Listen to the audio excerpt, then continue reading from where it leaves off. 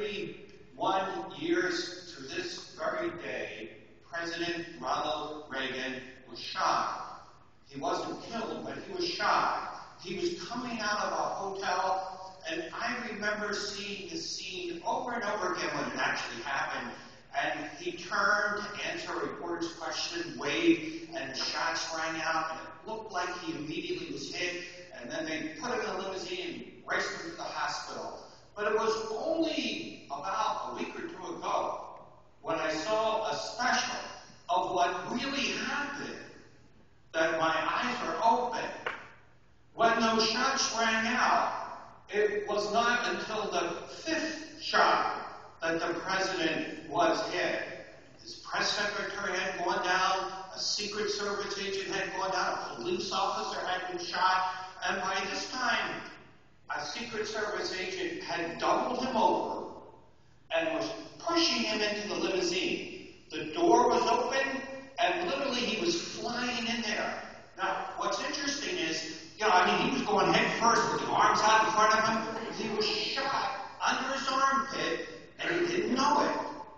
And so the first thing in the minds of the Secret Service was, get him back to the White House.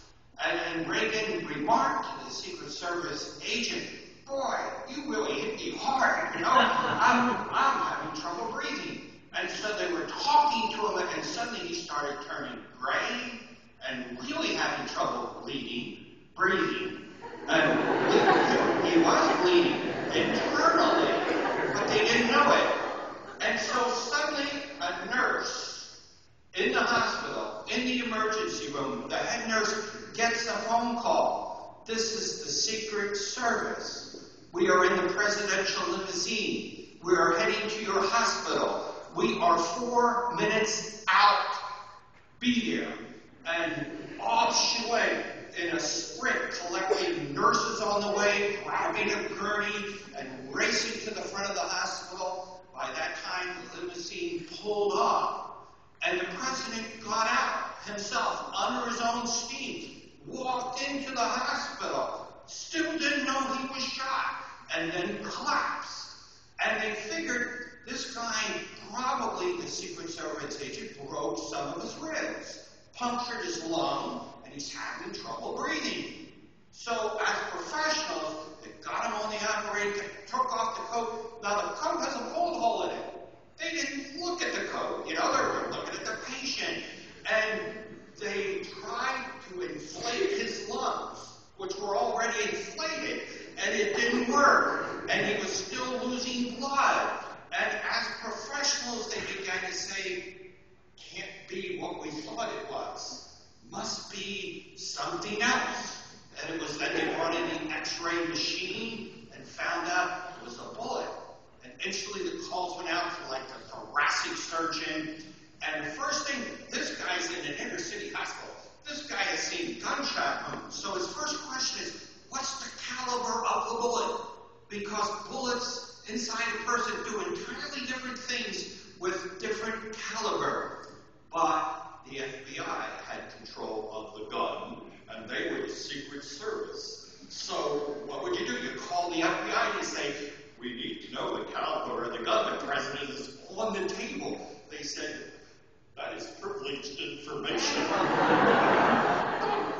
And the Secret Service literally almost freaked on this guy to say, are you kidding? The president is on the table. We need this information, and you're saying, I'm sorry, I can't tell you. Find out the caliber of the bullet. So it's, wait a minute.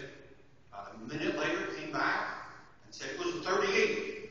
Well, guess what? It wasn't a 38. The guy never checked. It was a 22. And it almost killed the president out of this interdepartmental competition. But it was the professionalism of the nurses and the doctors on the scene that saved the president's life that day. Now, I'm telling you that because, they spared no trouble. This was the president of the United States. And in the reenactment of that scene, there's this nurse sprinting down a corridor at the top speed that she could muster. Imagine now, you in a hospital 2 years from now, and you get a phone call. Jesus Christ is en route to the hospital. You know, wow, that tops the president, you know. God, the Lord is coming to my hospital. You just heard in the gospel reading tonight, whatever you do to the least of my brethren, you do to me. So I am telling you, in your career, Jesus Christ will be in your hospital. He won't have a white flowing garb and a beard, and he won't be like, you know, creating loaves out of baskets and things. But it will be Jesus Christ. He will be suffering, and he will be helpless, and he will be in your care, and he will remember how you treat him. So you've been trained, not only professionally, but you have been formed by a core curriculum that reminds you that every human being is made in the image and likeness of God. Remember that always.